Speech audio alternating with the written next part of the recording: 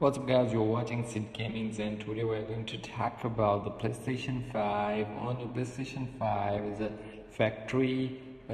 So here's the ShareFactory.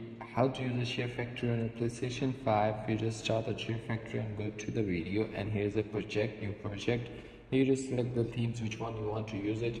But if you don't want to use it, just select it, and from here you just deselected your themes and you just select your own clip. You record it a gameplay or something, so just and after that simply you just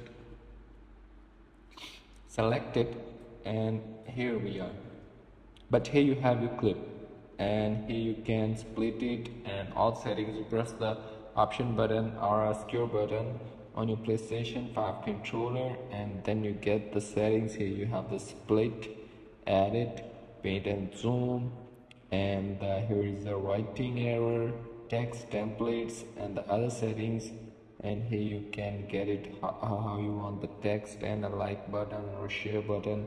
From here you can go small it, and if you want a bigger, the all settings, layer order, you can set the layers also from here.